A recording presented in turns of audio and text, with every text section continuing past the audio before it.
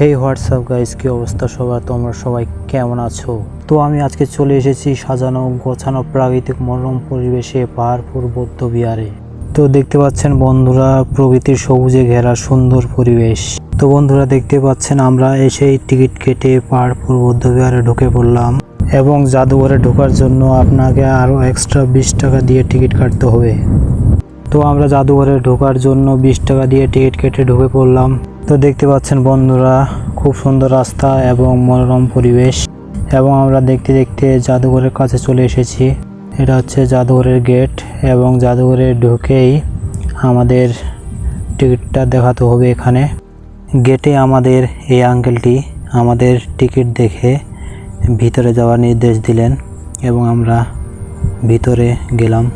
এবং ভিতরে সব কিছু পরিষ্কার পরিচ্ছন্নতা এবং পরিপাটি করে সাজানো। আপনারা যদি এখানে আসেন তাহলে ভিতরে ঢুকলেই দেখতে পাবেন কাঁচের মধ্যে একটা পাথর রাখা হয়েছে, দেখতে পাচ্ছেন। এবং এই সাইডে অনেকগুলো মূর্তি রাখা হয়েছে, নাম না জানা অনেক মূর্তি। তবে মূর্তির নিচে মূর্তির ডিটেলস দেওয়া আছে। এখানে ফোনের ক্যামেরা দুর্বল থাকায় লেখাগুলো ভালো দেখা যাচ্ছে না। আপনারা যদি এখানে আসেন তবে মূর্তিগুলো ভালোভাবে পর্যবেক্ষণ করে দেখতে পাবেন। ভিডিও করার কয়েক মিনিট পর আমরা দেখতে পাই কর্তৃপক্ষের নির্দেশ দেওয়া আছে যে ছবি তোলা নিষেধ। ম্যাপে যেগুলো দেখতে পাচ্ছেন এগুলো হচ্ছে নওগাঁ জেলার দর্শনীয় স্থান। কর্তৃপক্ষের নির্দেশনায় আমরা ক্যামেরা অফ করে জাদুঘরের মূর্তিগুলো দেখে বাইরে বেরিয়ে আসলাম।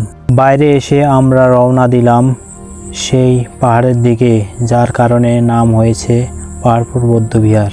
আমরা ইট বাঁধানো সুন্দর রাস্তা দিয়ে ধীরে ধীরে করে এগিয়ে যেতে থাকলাম সেই পাহাড়ের দিকে।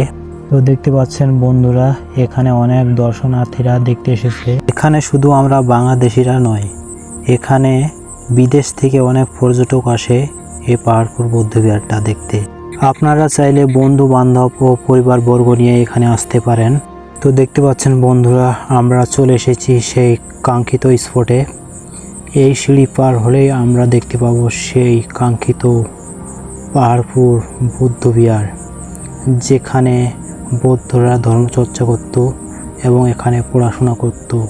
এই সেই কাঙ্ক্ষিত পাহাড়পুর বৌদ্ধ বিহার বন্ধুরা, চারিদিকে সবুজে শ্যামলে ভরপুর। এখানে আসলে আপনার সত্যি মন ভালো হয়ে যাবে। ভিডিওটা ভালো লাগলে লাইক, কমেন্ট এবং শেয়ার করবেন, এবং চ্যানেলটা অবশ্যই সাবস্ক্রাইব করে পাশে থাকবেন। আগামী ব্লগ ভিডিও দেখবেন স্বপ্নপুরী নিয়ে। স্বপ্নপুরীর ব্লগ ভিডিও দেখতে চ্যানেলটি সাবস্ক্রাইব করে পাশে থাকবেন।